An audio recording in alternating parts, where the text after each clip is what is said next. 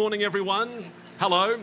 My name's Richard Fidler, and I'd like to begin by acknowledging that we're meeting today on the past and present. It's so wonderful to be with you here this morning, and I'd just like to declare at this point that Adelaide Writers' Week is the most fun writers' festival in the history of the world. Congratulations, Adelaide. I haven't had so much fun at a writers' festival in years. It's been brilliant. I am so pleased to tell you that I'm here with my old and dear friend, Wendy Harmer. I've known Wendy since we met here in Adelaide at the Lion Arts Centre on Morford Street when it was the Little Sisters Theatre as part of the Adelaide Fringe. People here remember that? They're going back far back? In 1986. 1986. I'm so pleased to be talking with Wendy about her memoir, Lies My Mirror Told Me. Sadly, it's full of lies, as she says. Wendy was not brought up a poor country girl, I can tell you. Wendy had 5,000 people on a yacht for her 5th birthday. She gave every guest who came a car. Wendy has never suffered fools gladly, and when one of the waiters at that 5th birthday party dropped a plate of fairy bread on her party dress, she smashed open a bottle of Cristal and gutted the poor bastard there and then. No, that's not quite right. Wendy was a big star already when I first met her here at the Adelaide Fringe. My old comedy group, the Doug Anthony All-Stars, were on before her at the Little Sisters Theatre. Wendy was extremely generous to 3 spotty buskers from Canberra, which is what we were in those days. And when we moved to Melbourne, Wendy even offered a room in her group house to Paul McDermott, a man of imperfect personal hygiene, which was brave and kind of her. Afterwards, she had to have the room fumigated and all of her clothes burned in an incinerator, but she never once complained.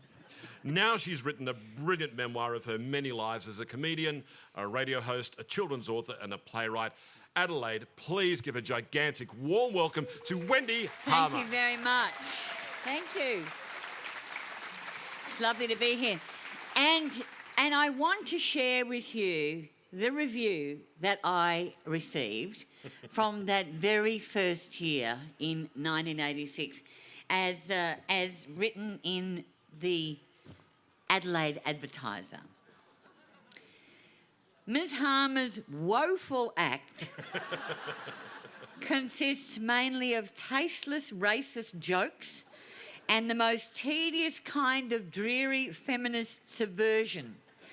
This kind of ball-tearing, hateful penis envy comedy is sick unto death.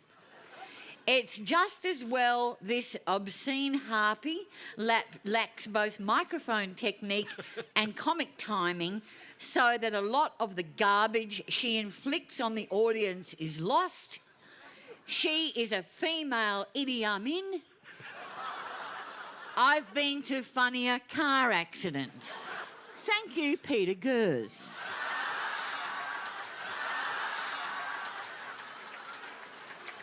True. Your cleaning lady character. Yeah. Do you want to explain perhaps the incident that gave rise perhaps to this vituperative review? Well, what happened was, it was the most oddest thing. One morning after doing the show, I started getting calls from media all over Australia. Because accompanying this review in the Advertiser was the headline, "Comedian spat on me, broke my glasses," and Gers had posed for a photo in the Tiser with like a pair of broken glasses like this going, you know. It was on his head like this, wasn't it? It was sort of all like it that. It was sort of like, you know, exactly. So anyway, so what had happened was on the night, and I was performing with Marianne Fay, and, you know, we were doing our Faking It show, and one of the characters that I performed, all my characters are very, very bossy. Policewoman was the other character that I did, but Val, the cleaning lady, she was quite bossy, Val. She'd come out and say, oh, for goodness sake, look at the filth that's in this room. I've seen people give birth cleaner than this, you know, and, you know, whatever. And I did her on the Ray Martin show for years as well. Anyway, so this particular night, I walked past this table table. I saw this chap writing in his notebook, and I saw the word derivative written there. Oh, derivative, really?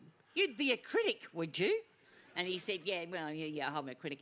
I said, well, and I whipped off his glasses and I went like that and polished them with my cleaning cloth and popped them back on his head to say, so you get a better view kind of thing. So that's where this whole thing came from.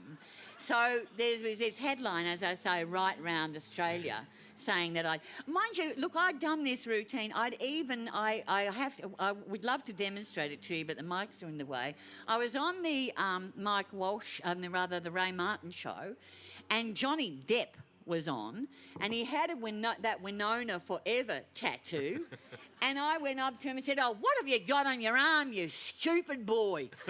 And I spat on my cleaning cloth and tried to scrub his arm.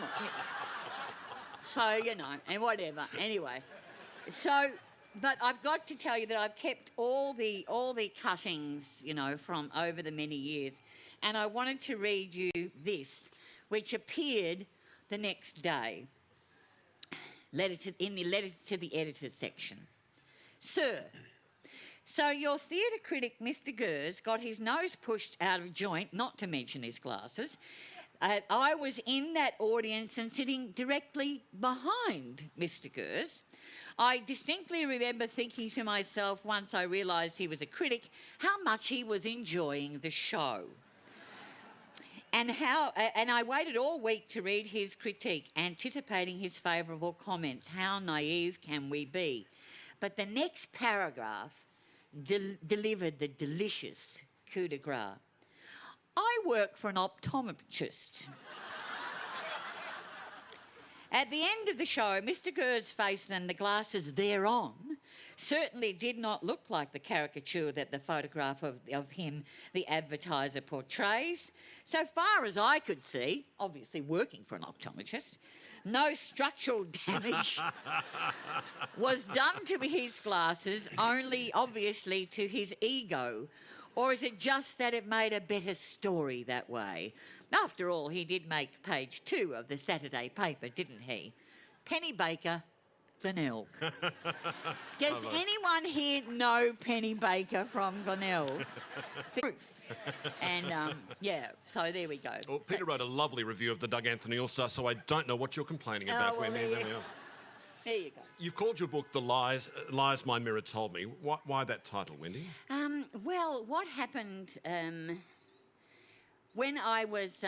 I was born with a bilateral cleft lip and palate, and usually these days when children are born like me, as you will know, I'm sure they get fixed very early. They have plastic surgery at 6 months, 1 year old, or something like that. But I didn't. I had to wait until I was 15 years old to have my face properly repaired.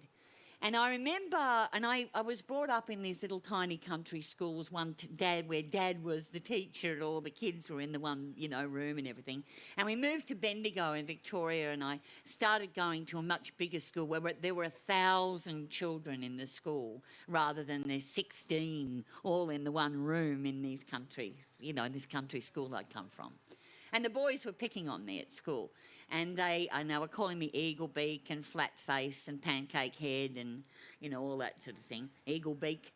And so I came home from school and I said to my mother that the boys have been picking on me, and she said, I want you to go into the bedroom and you look in that mirror, and if you can find something to compare, and I actually did have quite a lot to complain about.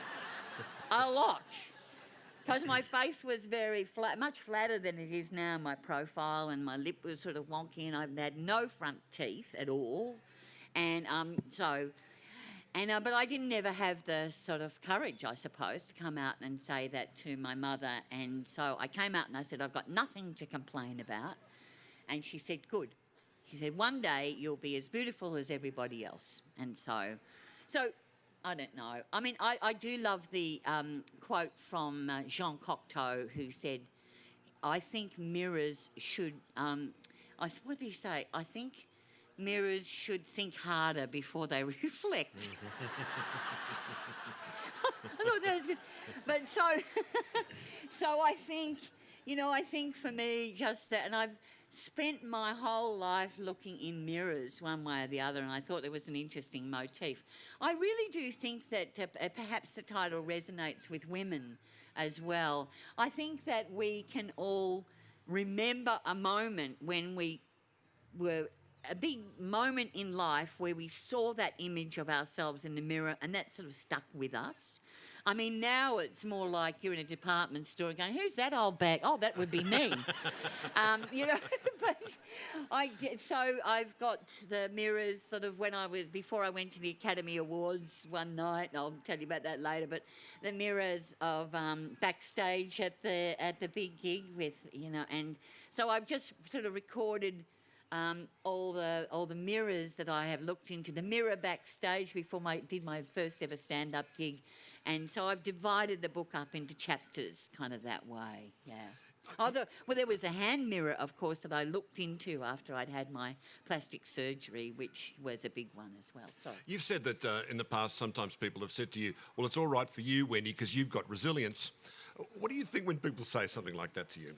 Well, it's a very odd thing to say because babies are not born resilient, of course. It's not a genetic trait. It's something that you learn, and I was really surprised to learn, we were talking about this yesterday at the town hall, that the difference, there are some, of course, we're all different. There are some little, children that have a much harder time to attach than others. There's some that don't make those attachments, obviously. But we now understand that the difference between a child being resilient and not being resilient is just one adult. Just one relationship with a supportive adult can build that resilience in a child, which is quite extraordinary when you think about it. And I was kind of lucky, that my parents both went AWOL. For me, that person was my grandmother. And my brothers and sister, my two brothers and my sister as well. So, yeah, I mean, but also there is that support, there from that one individual. But it also comes through. I mean, I applied myself very rigorously to it as a kid, building this sort of carapace of toughness. Jane Eyre was my hero. And she was very stolid, and she had to do a lot of self-talk, I think we'd now call it, and I did a lot of that as well as a kid. I don't think you have a carapace, though. I think you've got a bit of armour, but you take it on and off. You're quite a loving person, Wendy. Oh, well, that's... That is, but I don't know. I think that's the lesson there, isn't it? But I can turn. Oh, I know. I can turn like an ebony python, just like that. You think I haven't seen that in all the time we've been friends, Wendy Harmer? Yeah. One of the most troubling things I remember in some children's stories I read, and it still troubles me when I read them in stories today, is when you have there's a group of children and there's no one looking after them. There's the parents have walked away, or the carers, the guardians have walked away, and the children are fending for themselves. That was your childhood for long, long stretches, Wendy, wasn't it? Yeah, it was. My my mother and father got married. They met when she was 14 and he was 20, and she got married at the age of 16. And what was her preferred method of birth control? Growing parsley. No, this is fair income. My mother was from Tasmania, and she grew up with her grandparents, because her mother absconded, and my mother absconded. It kind of runs in the family. It's about time I bogged off, actually. It's time for you to shoot through, Wendy. Time for me to shoot through. But so she was brought up with her grandparents and had absolutely no sex education whatsoever. But she did believe that if she planted parsley, it would work as a birth control. Can you believe that? Anyway, so... yeah, she had me when she was 17, and you're the first too, weren't you? Yeah, I was the first of four, My brother Noel was born with a cleft lip as well. No, it hasn't anywhere else in the family. We still don't know why that happens. It might be environmental factors. My father always believes it came from the spraying of pesticides when we were in the country, But yeah, so anyway, my mum had 4 children really quickly. By the age of 22, she'd had 4 children, 2 a miscarriage and an ectopic pregnancy. And on the last pregnancy, the doctor gave her a tubal ligation without asking. So at the age of 22, her childbearing days were over. And he said, "We think you've been through enough, Margaret, so we've tied your tubes." And she really dates that to the beginning of her, postnatal depression. So she tried to take her life when I was 10 with a drug overdose. And my father was then, he was like 32 with 4 kids, under 10, single. And he ran off the rails, really. So he would often, even though he was a school teacher, but he drank a lot with his mates on the weekends, and he would often go off to play football, and he would go on a Friday night, and he wouldn't come back till Sunday night, and the 4 of us would be in the house by ourselves.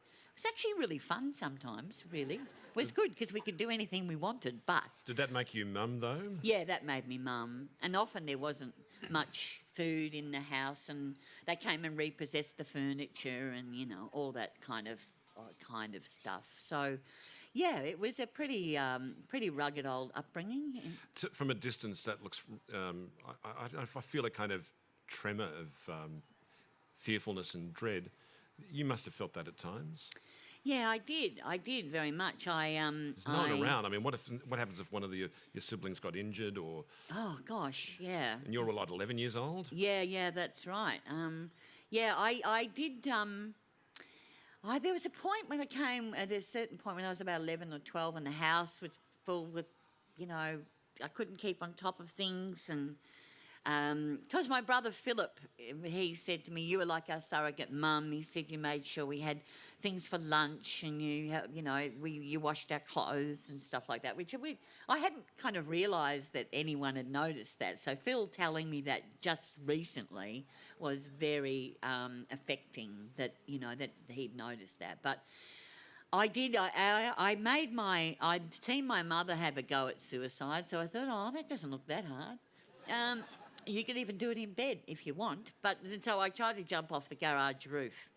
But Andrew Denton always says it was a whisper for help because it wasn't very high, the garage. And I just sort of sprained my ankle, so that wasn't.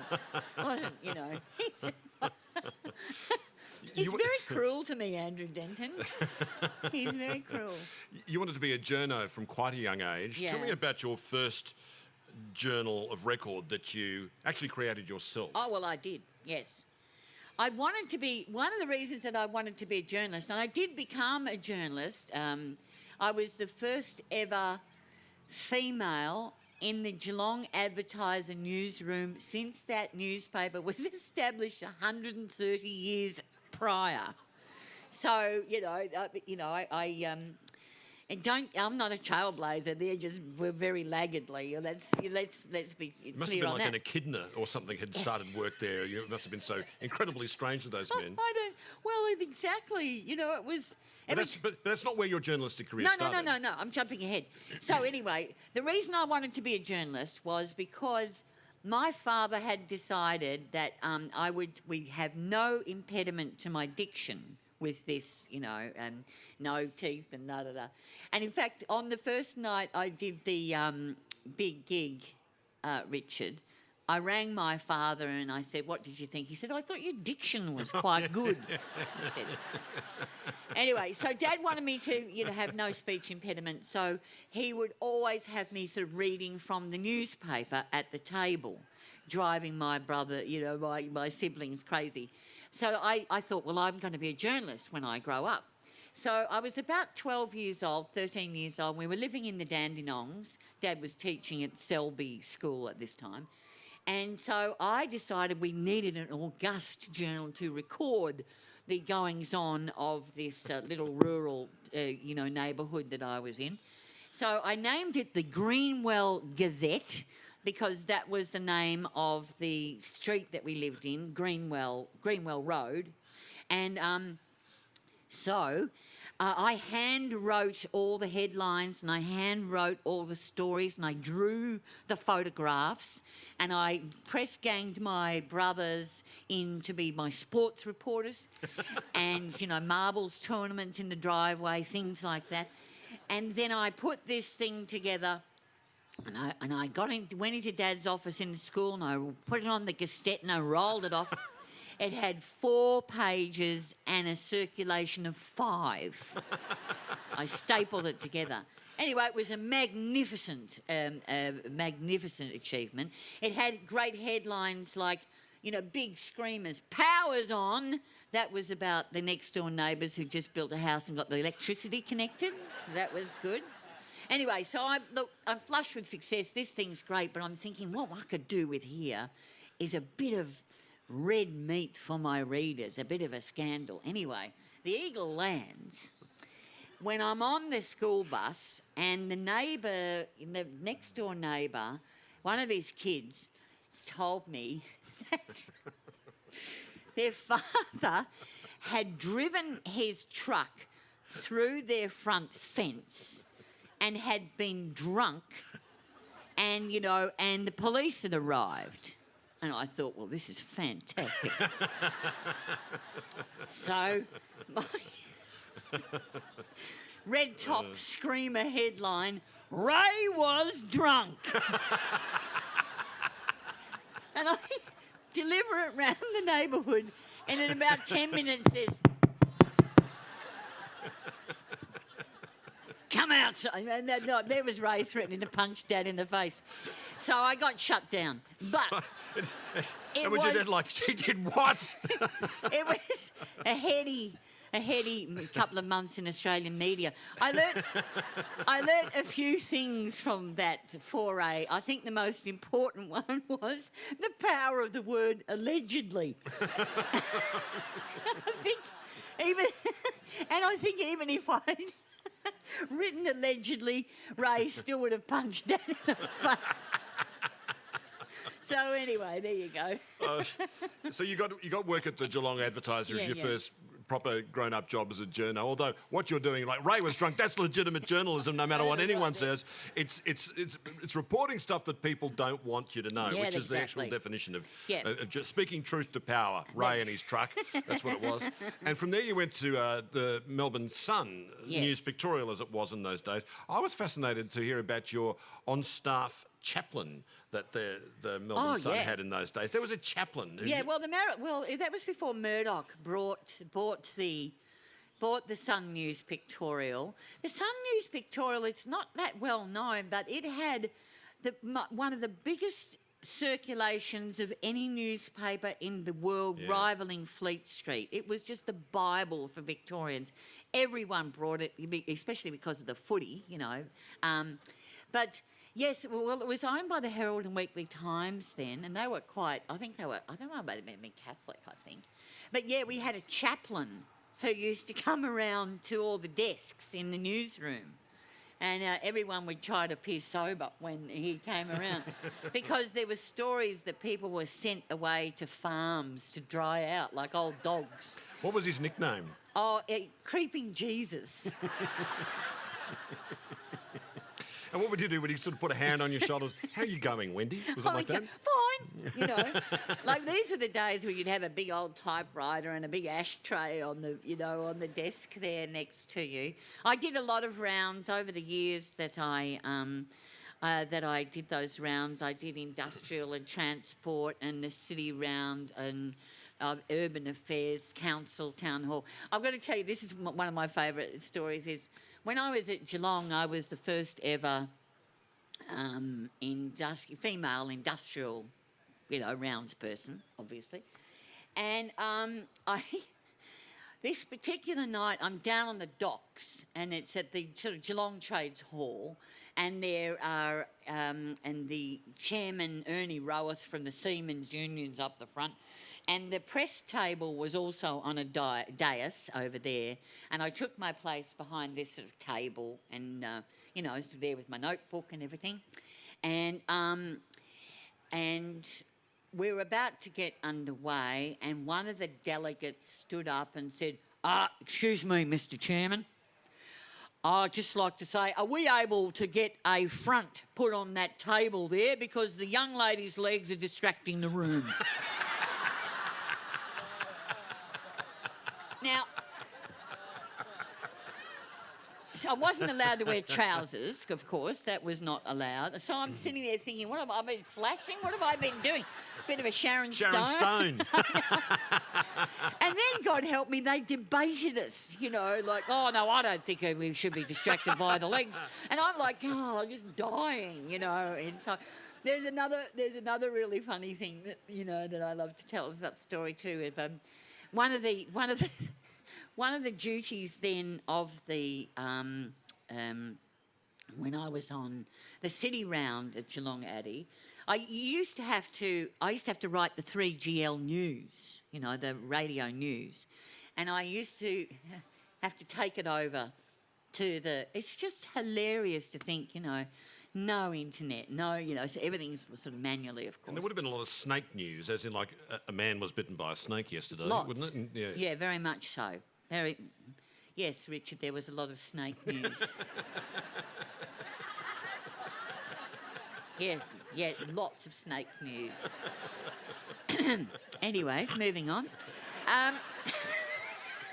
So I used to have to deliver the 3GL 6 o'clock news, and I remember this particular night, because I used to do my rounds on my push bike all around Geelong, you know, around the streets, and I'm wearing this fantastic pair of groovy sort of spiderweb pattern tights, and I'm zooming, you know, down Ryrie Street, you know, to go to the 3GL, and I get my tights hopelessly caught in the chain of my bike.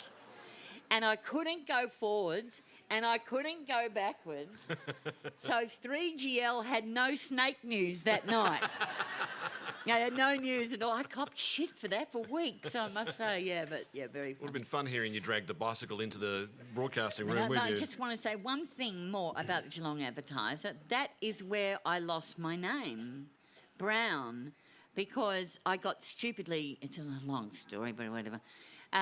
I stupidly got married when I was 19 to Michael Harmer, and when I was working at the paper, they made me take my married name, and I was always to be addressed as Mrs. Harmer, and so I never got the chance to change it back, and I've been stuck with it all these years, and I've been divorced from him from 46 years, and he had the temerity to ring me up just recently and say, you didn't ask my permission to write this memoir. But you've not been happy about any of the names on offer for you No. over the years, have you? Why didn't you like Wendy? Oh, because it was just like Peter Pan's Peter girlfriend. Pan's fag hag. You know, you stay behind with Timmy and mind the picnic basket. You know, like she never got to go in. It's not even a proper name. No, but you know the story of the name Wendy, that it comes from Peter Pan, and it's a thing. It's so ironic this that the little girl, she can't say friend, so she says, "I got a friendy Wendy, a friendy Wendy." Or it's a sort of a cute way of saying, you know, whatever. And so it's not even a proper name. The name Comes Wendy. from Peter Pan. It comes, from friendy Wendy. Oh, because, no, he knew, J.M. Barrie knew a little girl. Am I right? You're nodding here. A few people know this. He knew, it was either his daughter or his daughter's friend, I can't remember, and she used to say, "She's my friendy Wendy." And that's why he used the name Wendy for Wendy Darling in J.M. Barrie. Right. And that's why my mother named me Wendy. So friendy, Wendy. Yeah. You're working as a hard-bitten, tobacco-stained journo working on developing a nice bit of alcoholism on the side. Yes. How did you explode out of that and become the pyrotechnic, transcendent comedian that you did when you... It's a very... what happened was, so I'm working on the town hall round, and the features editor said to me, could you... there's this thing, she said, I've just been hearing about, called the new wave of cabaret, alternative comedy. Barry Humphries said that meant it was funny one night, but not the next. Yeah, I think that's quite right. And she said, anyway, apparently it's this big thing. She said, can you go and do a story about it? I was from the country. I think I'd only been to the theatre like twice in my entire life. So I get sent along with my notepad, and I went to, I think, Melbourne University, I think. And up on stage there was Steve Vizard, who was doing a character called Buddy Chuck, with Paul Grabowski playing piano, like he was taking the, Mickey out of these crooners. There was David Argue, who was playing I Go to Rio on skates with a foam piano. There was Gina Riley in a girls' singing group, and I just sat there watching this going, I was absolutely stunned. Like, the first time maybe you go to the circus and you're a little kid and you think, I'm going to grow up and I'm going to be a lion tamer or an acrobat. And anyway, I went back to the office and I wrote the story, and then I said to everyone, I'm going to be a comedian. And they said, what? What do you got? And I said, yeah. And so I quit there and I went to the Melbourne Times, community newspaper, where I could work 3 days a week and work on being a comedian. Now, I heard later, Mark Trevorrow told me this, because Mark Trevorrow, Bob Down, he was a journo in the same newsroom as me, that they planned to have an intervention. They were all going to, because they could, she's going to go, but she's going to be a stand-up comedian. And even Richard, when I was on the big gig years later and I went back to visit my old buddies at the Sun News, they went, oh, come for your old job back, have you? No. I remember you did a lot of...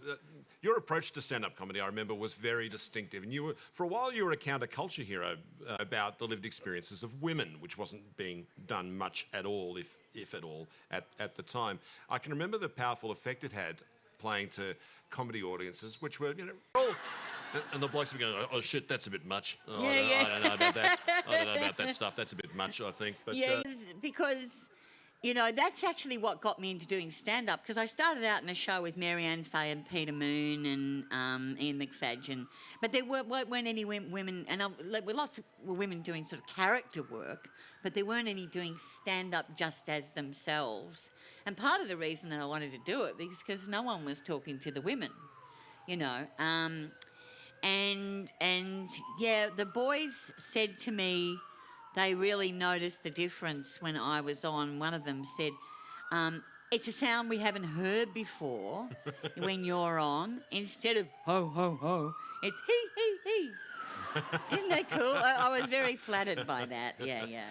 It's a good way of making a point in Australia. I think you can scold people, men, for their bad behaviour, but if you can do it make them laugh, men will go. I tend to find anyway. They go, I suppose that's a fair point. After a while. Oh, I think for me, of course, this was great territory, because no one was doing this, stuff about. It was, and especially it was around the time of Crocodile Dundee and Bogans, and it was very blokey, and of course I don't know, something about Australia. Comedy audiences in Australia, particularly at that time, were largely very blokey and heckled a lot, and the heckles were bad. It was always show us your tits, that sort of stuff. I worked out a response to that. What was that? You can always tell the bottle-fed boys. Never mind, darling. You might get a girlfriend one day. She might show you hers. So that was fun. Despite that, for some reason, Australia has produced... I mean, if I think of all my all-time favourite Australian comedians, I think 90% of them would be women. So despite that, it's very interesting. why... Do you have any thoughts on why that might be, why this country's produced so many outstanding female comedians? Well, what happened was, and I wrote about this, I put together a book about women in comedy in Australia. It's a joke, Joyce, in about 89. And what happened was that we already had a pretty thriving sort of comedy scene, but it was all written by men. Like vaudeville, for instance, when I say to the women in the sketches with them, they would say, when I say crocodile, it's when you come on. But they were never given the script. They were never hands on the script. And a lot of those comics worked blue, you know, and I mean, it's not sort of entirely known because you tend to think vaudeville was sort of pretty fluffy. But, you know, people like Roy Reen, I was told, he had this one joke where he used to sit on, well, now hang on, that's right. He used to, there was a girl who used to sit on top of a chicken coop, and he would walk in with a fowl under one arm, in. That was one of the gags. And that's the way that, a lot of that, they work really blue. But getting to your theory, my theory is that what happened in Australia was a particular thing that the women got their hands on the script writing in the 80s. Up until the time of the 80s, you know, in vaudeville, there were a couple of kinds of women that you could be. And it all revolved around the man. You were either as I say, the Shishi soubrette maybe in the French maid's outfit, and he would be chasing her, and behind him would be the harridan and the hair rollers with the rolling pin kind of thing. And so what happened was, it's just this, with the burgeoning of comedy in inner city Melbourne, you know, and we had Rod Quantock and Mary Keneally and Sue Ingleton. The women were just really strong, and they got their hands on the script writing. So that's why we had Big Girls Blouse, and why we had Fast Forward, all those really strong characters in Fast Forward, and the Comedy Company, Mary Ann, you know, she goes. And I think that they had, you know, that... Oh, what can I say about that? I don't know why they were more beloved than the boys, but I just think that they perhaps expressed a broader range of characters maybe than the boys in some ways. Do you think? Yeah, I also think I think actually men like having fun poked at them quite a lot. I think there's some truth in that as well. And their critiques of men were often so blisteringly funny. And critiques of themselves as well, of course. Just the freshness of it was always good and surprising. And also the willingness of Australian women comedians to swear really well. Yeah. To often it's like a grenade inside your head. That was always wonderful too. Well, you know, Magda would always say it was because they didn't worry about the way they looked. She called it uglying up. Yeah. So you look at those characters like, you know, pet, I said love, I said pet, I said love, you know. So grotesque. A lot of the women in England and the US would not, they always wanted to be a bit glam, but the Australian girls just looked like complete trollops. Right. And, you know, and loved it. And so that was what made them very beloved. It's before Kim's about to get married, and she says, what do you think about furniture? I'm thinking about getting monogamy, all the furniture done in monogamy. and Kev says, no, you know, it's too expensive and too heavy. What you want is a veneer of monogamy, she said. That's what the clever thing, the big gig together. Yeah, we were there from the very yeah. first episode. I have my own understanding of how the big gig got started, but you were closer to the centre, you were right at the centre of how it got started. Well, you were there as well. What happened was that Ben Elton was doing a big show in the UK, Friday Night Live. You know, it was massive, and they had we were on it. We were the 3 Australian acts that were on it. And so the show was absolutely extraordinary. You know, it had the big puppets and it had the, you know, the live audience, the whole bit. So I brought the tape back with me and said to Ted Robinson, we should do a show like that here. Now, what made it very different from the show in the UK when it finally got to air, because I don't have to tell you the story, I hope, about how long it took because they wouldn't have a female host.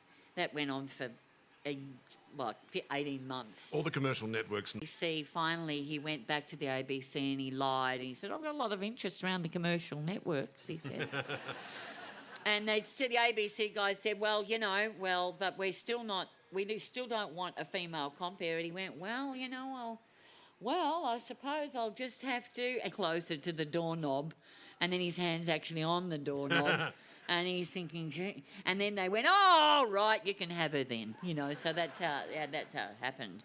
But one of the things that Ted did that made the show so different was when you remember that when we did Ben Elton Live, the stage was like here. It was like here.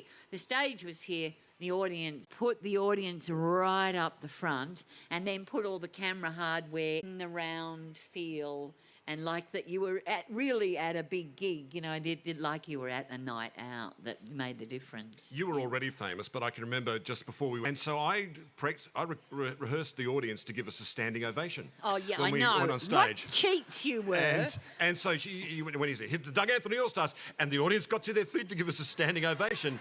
And if you were watching, you went, those guys must be famous. I just haven't heard of them yet.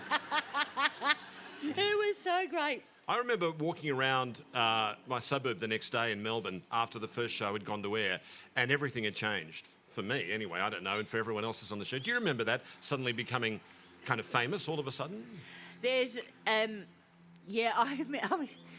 remember once I was stopped in St Kilda near my home by two policemen in peak hour traffic, and I'm so mortified, and everyone is looking at me. And I'm thinking, what have I haven't done anything wrong? And they walk up and they thrust a thing into the thing, a pen autograph, and said, "Can I have your autograph?" And I'm like, oh, honestly. But I've told you this story before. There was this fantastic story. I was at Paran Market. You know, I mean, so a lot of people used to come up to me all the time, and I always had this response, I'm never lonely, you know, but I'm Mrs. Have a Chat anyway, so I'm fine with all that. And, yeah, my daughter just takes, you know, come, Mum, can you stop talking? But I'm just, you know, anyway. So I'm at the Paran Market. I know you love this story. I'm at the Paran Market, and there's a little old lady walking around with a, you know, trolley full of stuff, and she keeps giving me the bit of the side eye through the bananas, and then she's sort of peering at me over the tomatoes, and she's just following me around. And eventually I turned around and said, "Excuse me, can I help you?" She said, "I think you're vulgar." And then she just beetled off. Australia. I was walking for exercise and I had a COVID mask and sunglasses on in my local suburb. I walked past some poor old dear who was fossicking through the bins, and she scowled at me. She scowled at me, and I went, "Oh God, what did I do to deserve that?" And as I charged past her, I heard this voice go, "Doug Anthony All-Stars, boo." And I was thinking, how's your life worked out for you, love? I think it was Patrick. Now, I don't know whether it was Patrick Cook or David Marr who coined this, but I love that. And I wonder what the Adelaide equivalent, Sydney and Melbourne is. That in Sydney, none of your friends will come and see you, but they'll all tell you you were absolutely brilliant, darling. And in Melbourne, all your friends will come and see you and tell you you were shithouse. So what's Adelaide? Everyone comes and sees you and says you're lovely. So there that's you nice. go. There we are. There you go. She'll say something different once we're off stage Yeah, I about will. you, though. Funny Adelaide. I'll warn you that. Only place these Grand Prix slows down at. So you went to commercial radio. You went to 2Day FM in Sydney, which was the #1 FM show, breakfast show for a million years. You were very, very successful. You made a ton of money out of that, bought up pretty much all of the northern beaches, and you've become some kind of tyrant property landlord now up there. A marvellous time. There's some bitterness in my voice because I'm still at the ABC, as you may have noticed. And that took you to the Oscars in 1996. I just had my son Marley, and I'd had a emergency caesarean. Basically, he just refused at some point to come out, so we had to go and get him, kind of thing. Anyway, so and I was still breastfeeding him and a bit hormonal, and they said, "Oh, do you want to go to the Oscars?" We'd actually been the year before, but San Fernando Valley. This is me, Peter Moon, and Paul Holmes doing the breakfast show on Today FM. The morning crew, we were called. And anyway, so this time, though, this year after, and I said, for sure, I'm there. Now, I should not have been going to the... I was not even well enough to be on a train to Dubbo, quite frankly, but I said yes anyway. So we had a fantastic time kind of doing the show from the Beverly Hilton.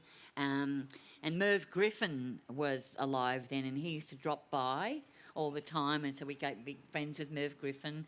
I remember Diane, this was when Ally McBeal was on, and Diane Cannon, she came one morning, she baked some muffins for us, and the gals are gonna, I have to tell this story for the gals. So she puts on a seat, stunning yellow ostrich leather handbag that you have ever seen in your life, and I was coveting it, you know. And I said, "Oh, that's such a beautiful handbag." And she said, "Yeah," and I almost nicked it and ran away with it. Anyway, whatever. So we after we'd finished the program that was beamed back into Sydney, we only had an hour to get ready for the Oscars.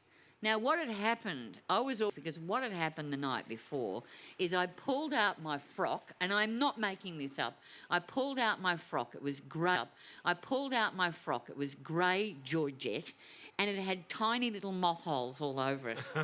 Seriously, it had little pinhole moth, and I went, well, I can't buy another frock. I'm just going to have to put a bit of a shawl thing on it, and he's going to have to do.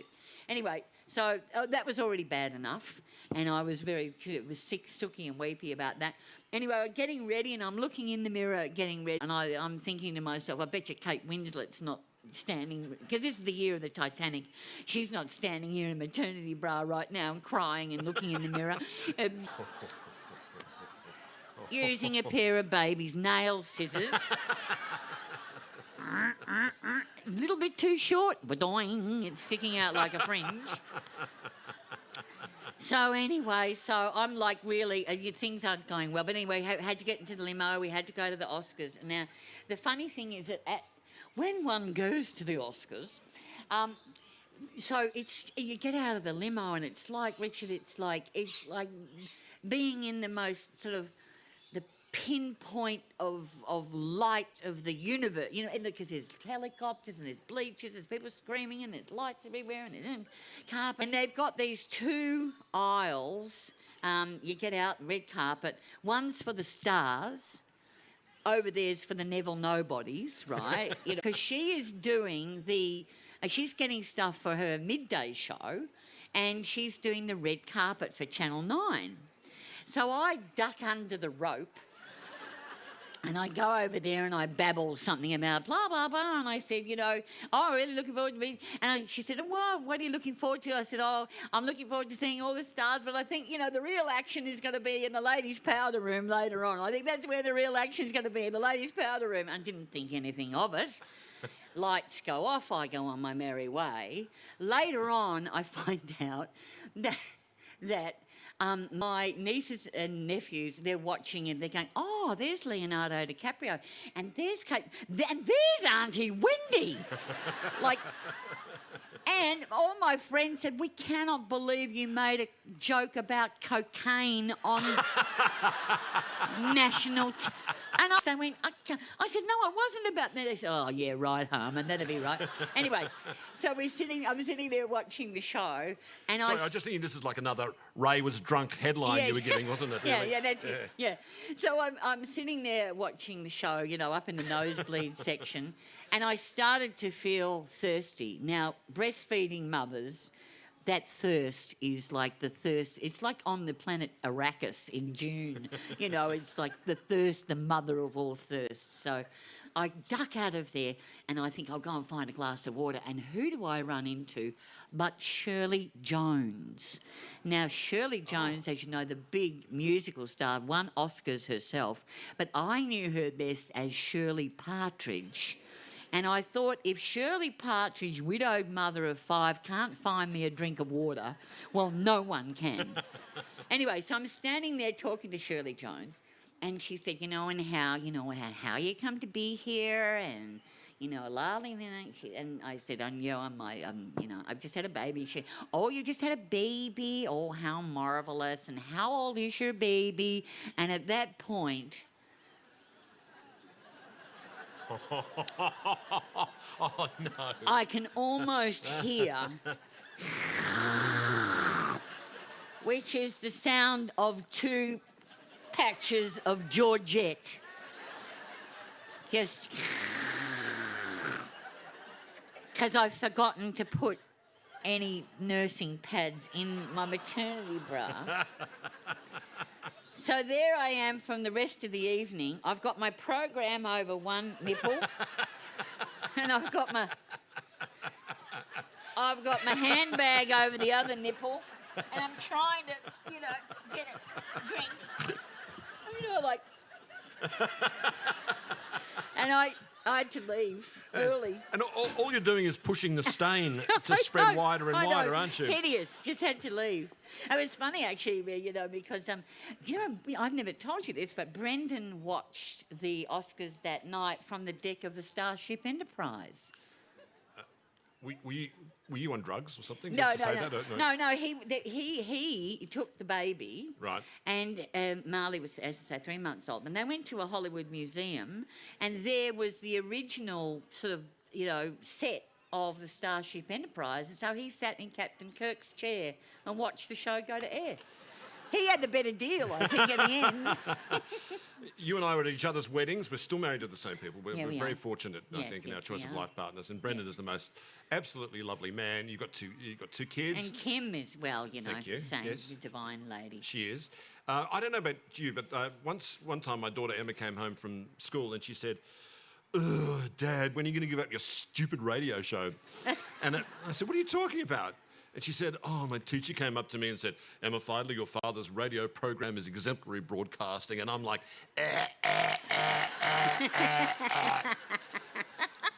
What do your kids make of their famous mum, Wendy? Well, Maeve was so ticked off that I couldn't get her Taylor Swift tickets. But you know what happened? I had the last laugh because I put it out on Twitter that we couldn't get Taylor Swift tickets, and guess who rang me up? Jane Barnes, wife of Jimmy, and I got 2 tickets in the Michael Gudinski suite at Accord Stadium, actually. So I actually did come through in the end. So given that our daughters are pretty much disgruntled clients of services we've... He was happy enough with that till the next time when she demands something else I can't possibly, but I'll probably try to... No, they are very... it was so funny, when Marley, my son Marley, he said, at the book launch, I had a little launch of the book, and Marley was going around saying, Mum's going to sell 1 million copies of that book. He said she's, it's going to be 1 million copies she's going to sell. And, we're on the up and up, here. We're on a sure bet with this one. Anyway, So that's now the onus is on you to make that come true. Today. Yeah. And Wendy will be signing books in the tent after this. But for the moment, ladies and gentlemen, please thank the magnificent Wendy Harmer. Thank you very much. Thank you. You're very lovely. Thanks for the lovely welcome and thanks for coming. Don't you have homes to go to, you people? Thank you. Thank you very much.